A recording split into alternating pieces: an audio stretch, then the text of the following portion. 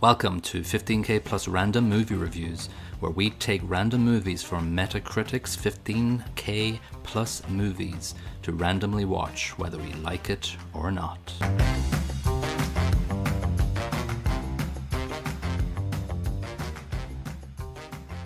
Hello and welcome to episode 27 of 15K plus random movie reviews. This is Colin. And this is Niall.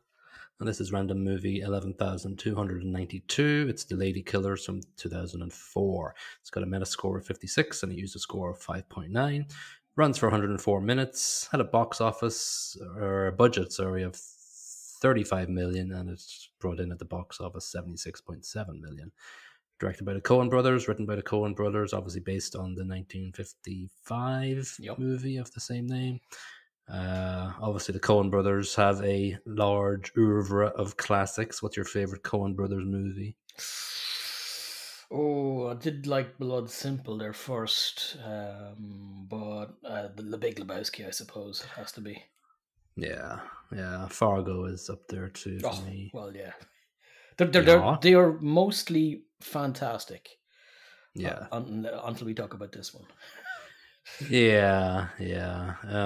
Just one person that I wanted to mention is the cinematographer Roger Deakins, who, I don't know, nothing really stood out for me here, but he was a cinematographer for Shawshank and got his first Oscar for Blade Runner 2049 a while ago. Not bad, yeah, good, obviously. Cinematography for Blade Runner is pretty cool, and Shawshank is my favorite movie of all time, so I had to mention that at the start. You and several other million. Yeah, unfortunately, I'm a bit predictable like that. Hey, listen, it is a damn good movie. Yeah. So I'll nutshell this one. A bunch of con men stay in an old lady's place so that they can tunnel to a casino from her basement. The end. Yeah, that's pretty much the gist of it, right? Yeah, it's the same story as the original 1955. It's almost the same story down to each scene as well, which is not necessarily a bad thing, because the original, I don't know if you've seen the original. I seen it some 20 odd years ago. Fantastic movie. I watched it. I remember watching it, and then I watched a couple of clips there this evening actually, and immediately I just said, this is so much better. It was just a random clip as well, and it was just Alec Guinness, Peter Sellers. Like, I did a comparison between the actors. Like, see, obviously you've got Tom Hanks matching up with Alec Guinness. In my eyes, that's not too much of an imbalance, because Tom Hanks is top class. But then you've Marlon Wayans up against Peter Sellers. No, that ain't it's not a like for like comparison, and that's kind of where I start seeing problems with this movie. Every movie I've seen with Marlon Wayans, straight away I go, oh crap, this is going to be rubbish. Now, in fairness, this is not rubbish, but no, he does not add much to this movie. In fact, he does the opposite. Yeah, he's a pretty problematic character in this for me. Just not good. No. Sorry, but, anyway, I shouldn't be getting into talking about acting at the very start, but I wanted to draw the comparison between this and the other movie. I think it's important too, though, because I think the lead role is a very important part of this movie, and Alec Guinness's British accent and way of carrying himself like some sort of Nosferatu type character. He's substantially more sinister than Tom Hanks could ever be, to be honest. He's too nice. And he's very nice in this, and very, not, a tiny bit of sinister to him, but I don't know if he was the right choice as the lead in this. I'd never say anything bad about Tom Hanks as an actor, but sometimes roles don't suit people. And I think that's the case here. Yeah, he overplays it sometimes too. Like, I read that he had little laugh really annoyed the laugh. Oh. The laugh was bad. Really, but I read that he hadn't seen the original before. Yeah. Intentionally didn't want to be influenced. Perhaps he should have.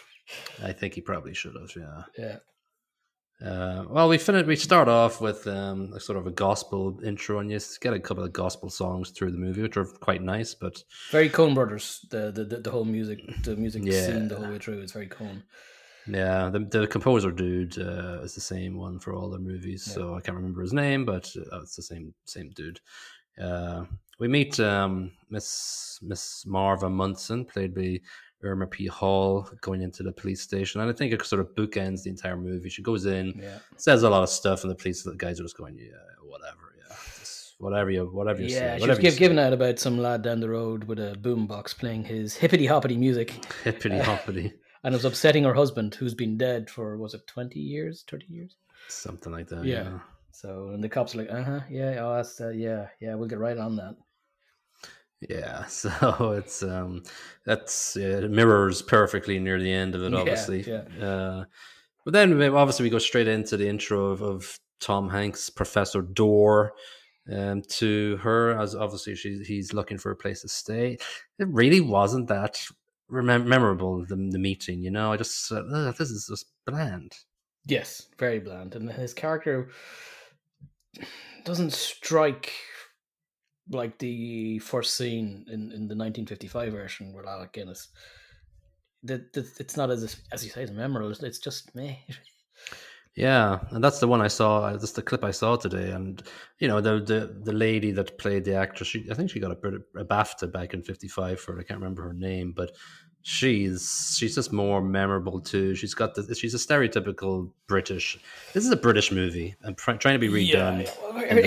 Here's where me and you might disagree, because I think that the lady in this one is actually one of the best acted roles in this movie. Yeah, compared to the rest of the cast. Yeah, and she got the most nominations too for awards for this movie. None of the other actors did, and that obviously mirrors what you're saying.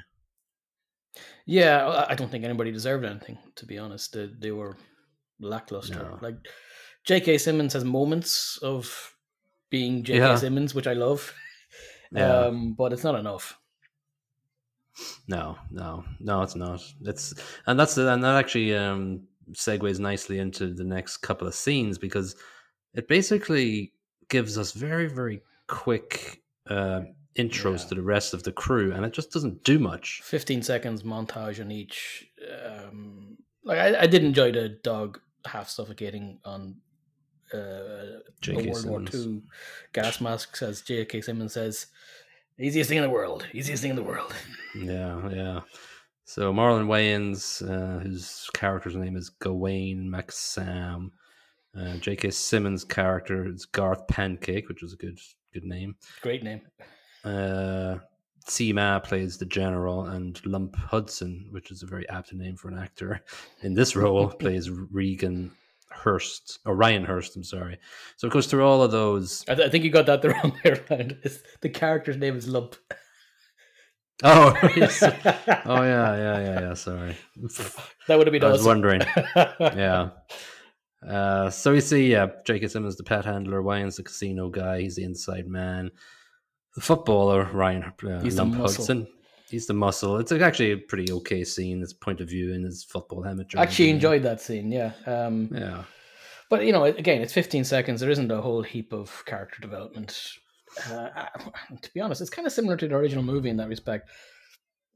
It's quick, bang, bang, bang. These are the guys that he's setting up. Because I don't think the rest of the crew, other than, the professor, are all that important in the movie, weirdly. No, but they like the general and Lump barely talk during the movie, and even in just one of the clips I saw of the 55 movie tonight, the Lump actor equivalent, when she comes down into the basement or comes into the room in the 55 movie, she asks him a question, and then he answers quite, like logically but slowly, but he's not as stereotypically, mentally challenged. Yeah. It's a little bit, it was very ham. A little bit too much. Like mouth agape, constantly looking into the distance. I don't know, it felt unlike any Coen brother character I can remember. It's just Mr. Pancake is very Coen brother. Yes. And that I like. But you're right, Lump is lazy from the Coen brothers right here. Yeah, I would say that. And then even the general, he doesn't really do anything. Like, he's a good character to start. Like, he puts his fingers up the guy's nose. Fingers up the guy's nose. That's awesome. But then after that, and the cigarette swallowing stuff, beyond that, the character doesn't exist. No. So there's a lot of lost potential there to actually to generate those characters a little bit more. And Garth Pancake is a Coen Brother character, and he gets most of the screen time and most of the dialogue, other than Professor Dorr. Yeah. Unfortunately, Wayne gets in there too much. Mr. Wayne, as well. He's quite a lot of screen time and quite a lot of dialogue, which none of it hits the mark. Yeah, I think it must have been around his quasi scary movie type thing, and the Coen Brothers went, let's jump on board here and get him on board. He's riding a bit of a wave, maybe, but he's terrible. The character's terrible.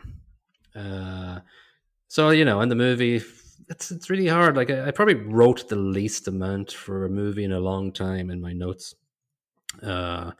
First, they gather together for a first rehearsal, and so then we get the whole overview of the mission. So we're like, it's a couple of minutes sort of clarification of why they're here and what's, they're going to be making a tunnel to the casino, and there's a lot of sort of, this is what we're going to do for the rest of the movie. Yeah, and the needful exposition of why they're pretending to be practicing classical music in this lady's basement. But there's little to the scene that adds more than information as to what's happening. Yeah, so at some point, she brings the no hippity hop to Wayne's, and he gets a slapping in the basement when she comes down. Yeah. That's sort of, he's got the whole generic stereotypical shocked face when he gets slapped. It's sort of like, this should be funnier. It's one emotion in any movie. Yeah. Until Wayans gets fired from the casino, is there any memorable stuff for you in between the first rehearsal?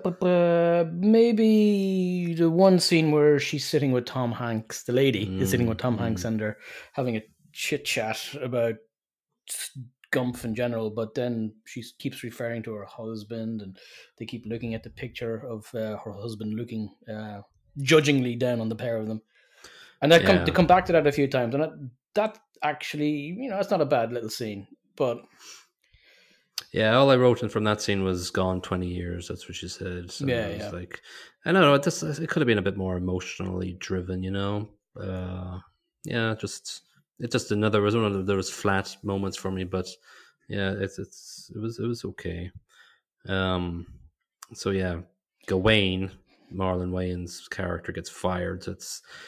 That sets up a Waffle House meeting, which is quite memorable, I guess. Waffle Hut, that's very... Waffle Hut, sorry. You don't want to upset the people of Waffle House. Yeah, Waffle Hut. And then, Garth Pancake brings his...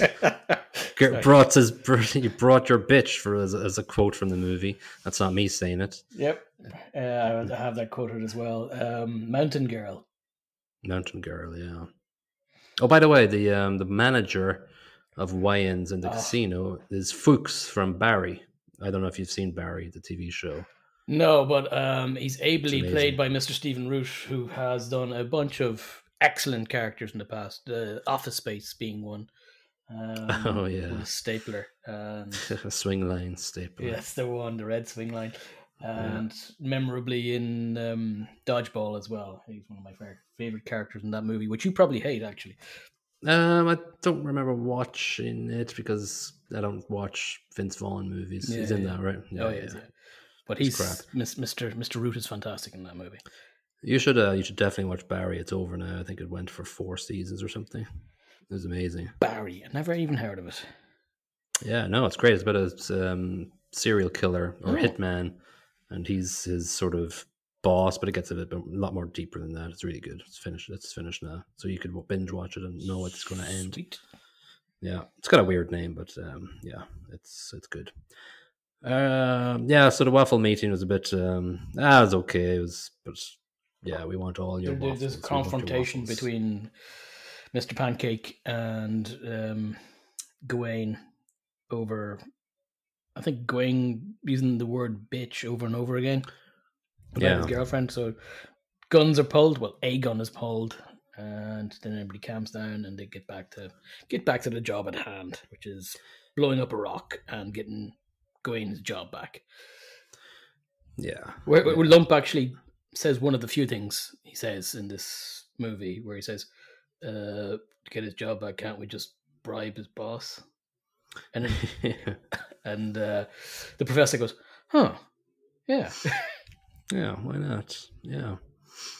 Before the bribe happens, there's a short sort of scene where Hanks and the lady are meeting and the cop comes to the door and Hanks disappears up under the bed, and then that adds another layer of the cops thinking she's absolutely insane, going, she's looking under the bed going, oh, come out, and the cops what going, are you doing drinking your tea under there? The yeah. cop's like, oh God.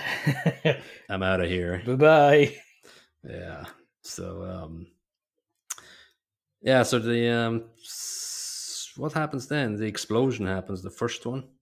Oh, Mr. Pancake is showing how safe the C4 is. God, you could hit it with a hammer and nothing would happen. Boom. Boom. Bye-bye finger. Cat's off with the finger. Yeah.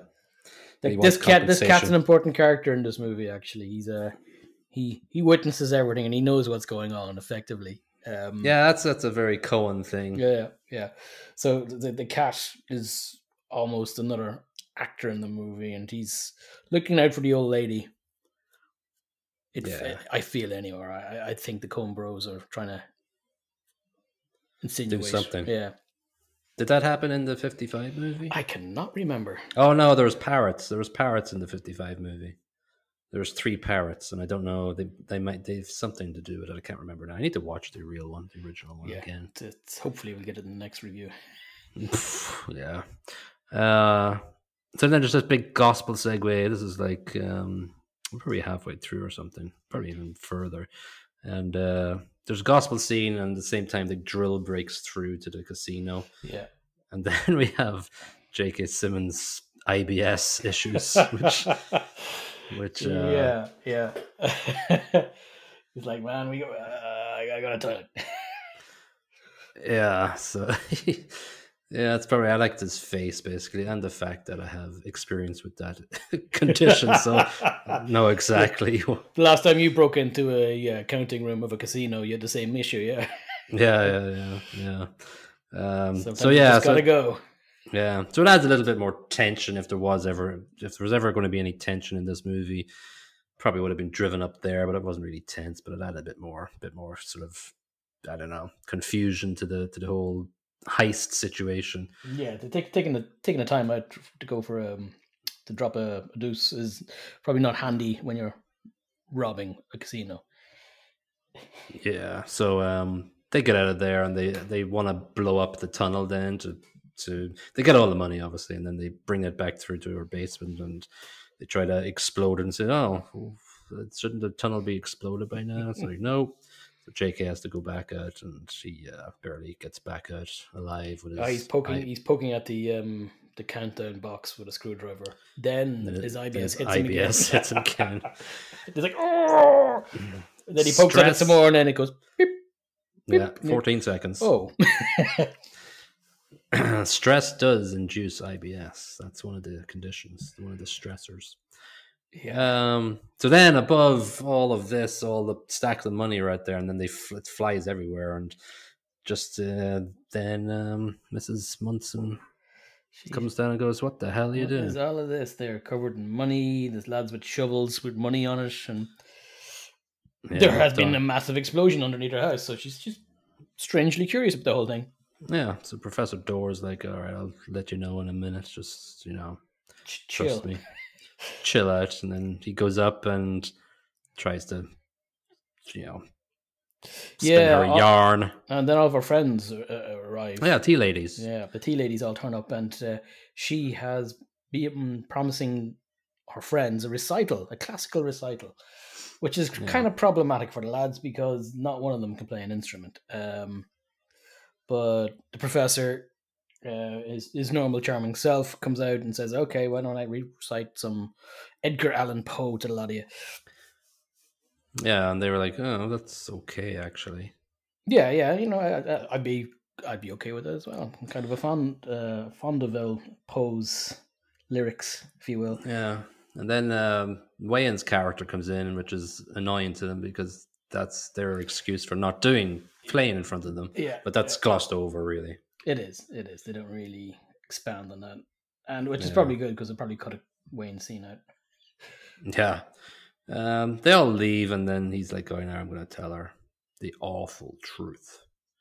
And so he tells her everything and says, "Listen, it's not the end of the world. This is bad money or whatever." So, oh yeah, ill-gotten gains from these guys, it's sinners. yeah, and don't even worry about it because the insurance companies, they'll cover it, and then they'll put 1 cent on everybody else's premium that are their customers. yeah, So don't worry about it. It's 1 cent.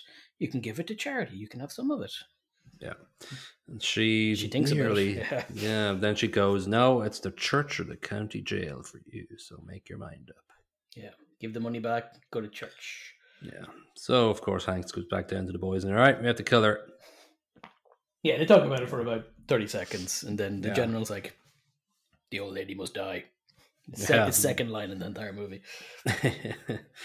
So they draw straws, and Wayne's character gets it. He goes up to try and kill her, but he gets flashbacks of his mama. Yeah. Which I don't see, but okay, fair enough. Then he heads back downstairs, and Mr. Pancake's like, "Be a man. Give me pictures of Spider-Man." Yeah. They have a scrap, and bye-bye, Gawain. Yeah, bye-bye. Yeah, he's dead. He's very dead. I think Pancake gotta check his carotid artery. Yeah, another great line for Mr. Simmons. And so, first of many barge tosses happens. Body. This is a quite nice shot, actually, of the body being thrown from the bridge onto the passing barge, which seems to be every 10 seconds. It's sort of like a Coen-esque sort of mechanic in the movie where this barge just appears out of nowhere every time you need it. Well, to be fair to the Coens in this one, the exact same sort of mechanic was used in the original movie, but it wasn't a barge; it was a train. And the mechanism for getting rid of bodies and or dirt from the tunnel was chucking it off a bridge onto the roof of the train. Right. Yeah. So I saw that scene today of when Alec Guinness looks out his window and this massive audio blast comes of a train going past the window. It's really loud. Anyway, I think JK and Mountain Girl are next up to pop their clogs. Because as the lads are loading Gawain into the hearse, the hearse they carry the instruments around. There's a flashing light from a van, and he runs downstairs, grabs the bag's old money, but he is witnessed by both the professor and the general. And the general's quite fond of garroting people. Then I like the scene because Mountain Girl he opens up the back door, Mountain, and he makes the face and the noise. The IBS face, Mountain Girl goes, "Oh, IBS?" Then no, it's garroting. No, it's got a rope. And so that's JK and Mountain Girl off the bridge next. Boom. General gets a short straw next. He it's quite a funny. This is a good death. Attempted murder scene.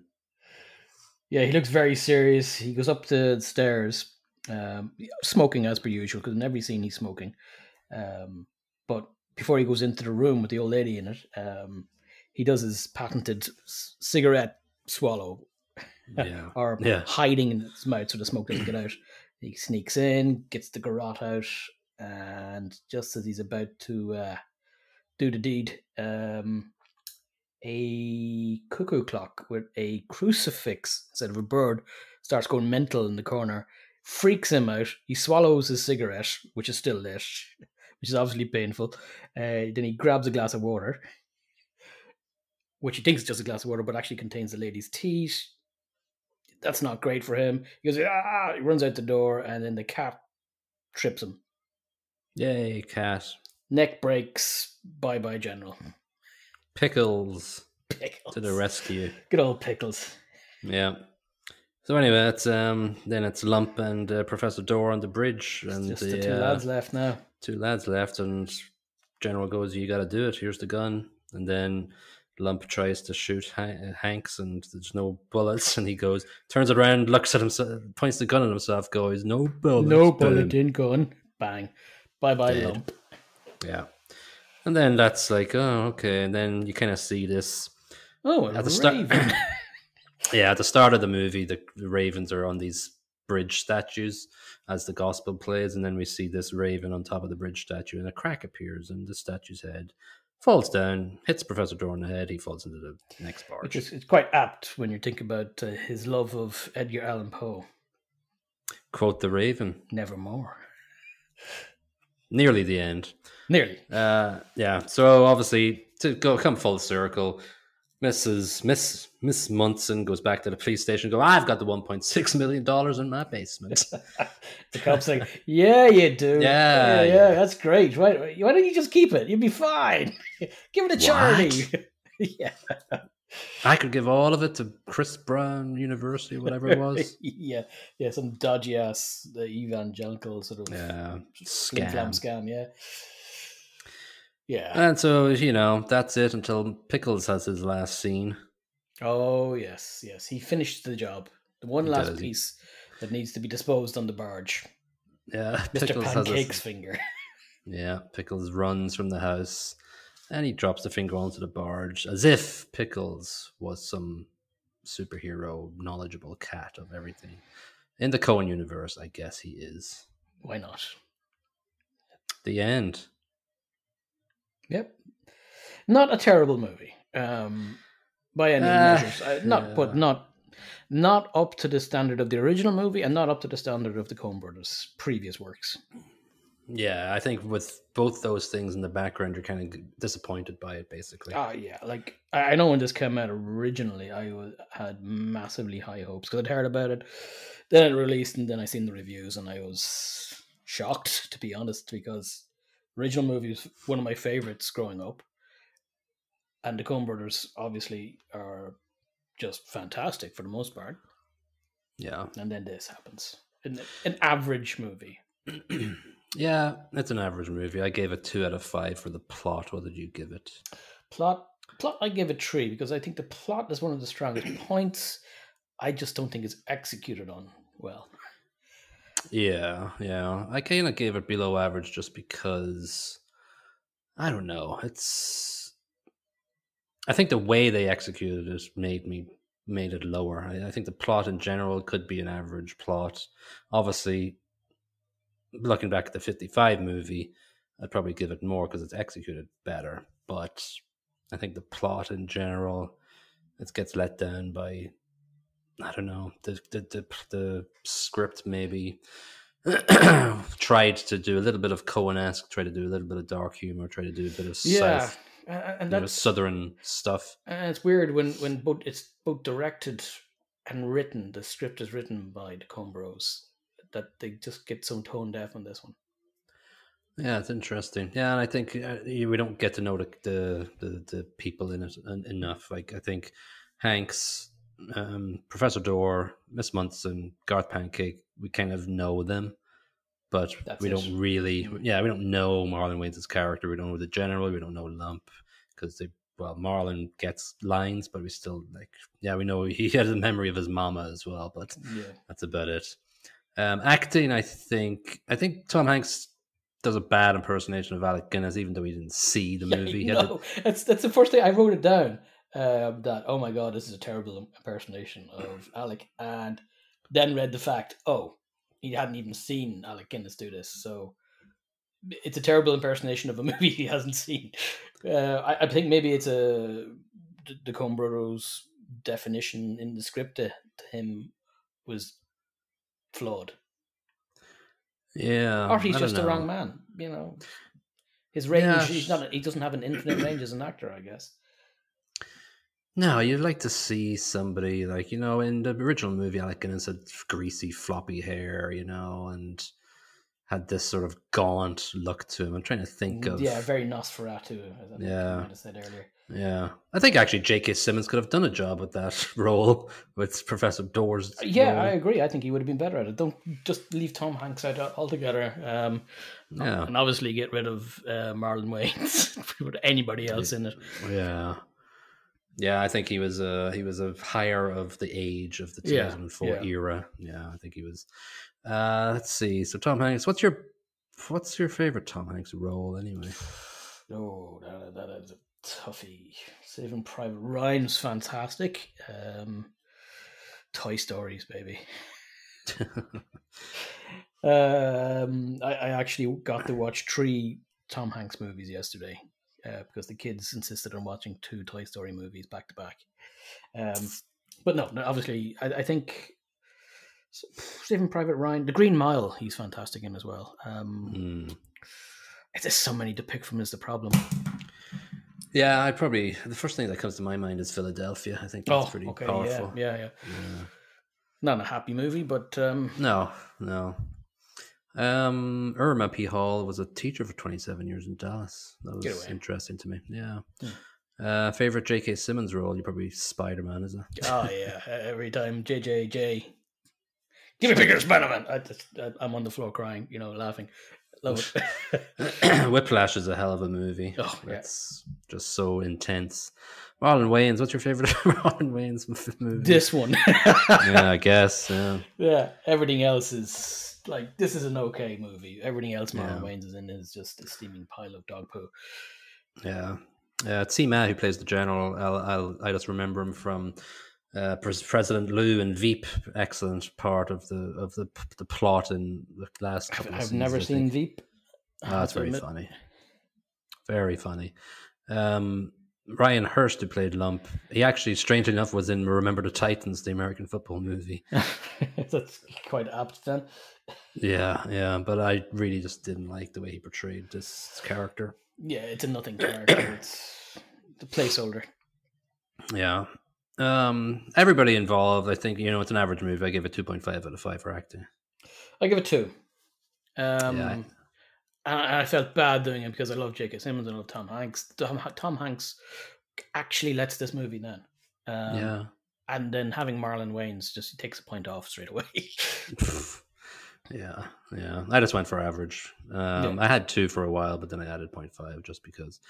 Soundtrack track, I like the gospel interludes, but that's about it. So I gave it 1.5 out of 5. I thought, I don't know, I wasn't immersed.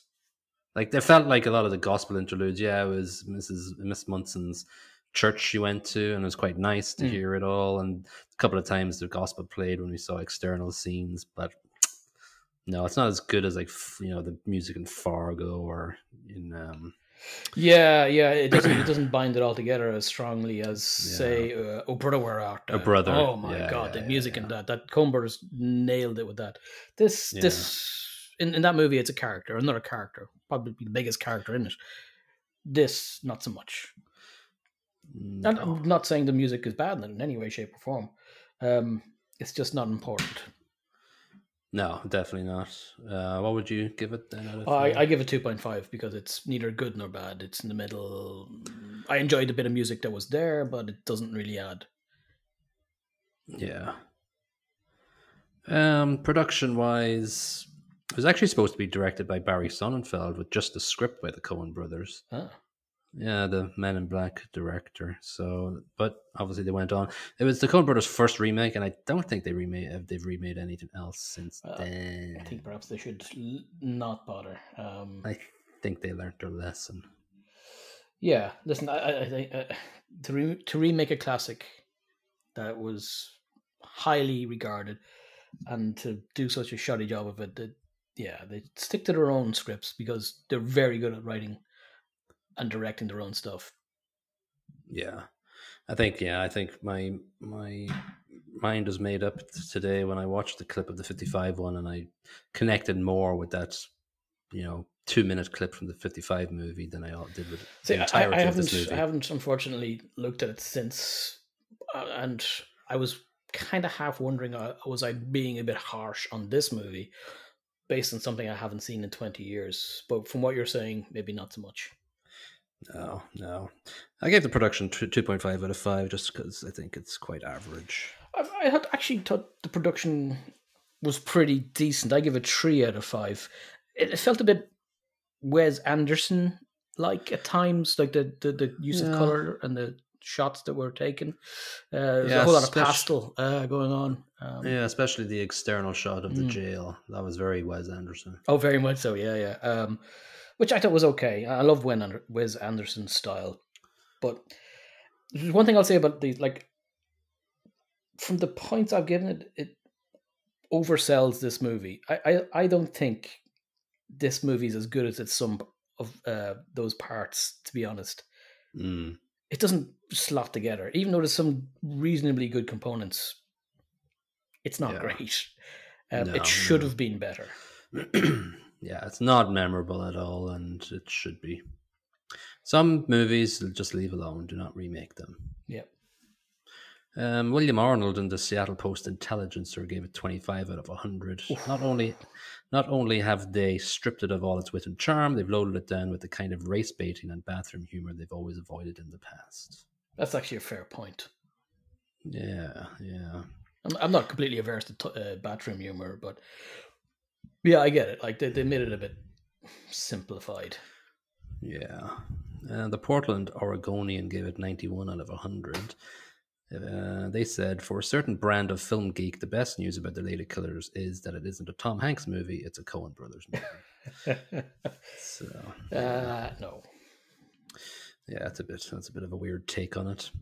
All right, so let's blow up the tunnel and leave the Ladykillers down in the basement. Watch your head for pancakes.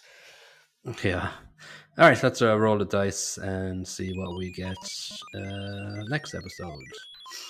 We've got movie 6,572. And that is Wild Canaries from 2015. It's got a Metascore of 67. It doesn't have a user score because it doesn't have as much user ratings as of yet. We'll be the first people seeing it. Yeah. It runs for an hour and 36 minutes. The studio sort of synopsis is madcap murder mystery meets razor sharp relationship comedy and this witty twist on a detective movie. Think Nancy Drew run amok in the present day Brooklyn. So there's a lot more to it, but I'm not going to read their marketing spiel. Jason Ritter, I think, is the only actor's name I kind of recognize on it. So yeah, we'll see. It's an hour and 36 minutes. Indie probably movie, obviously, with that sort of description and cast.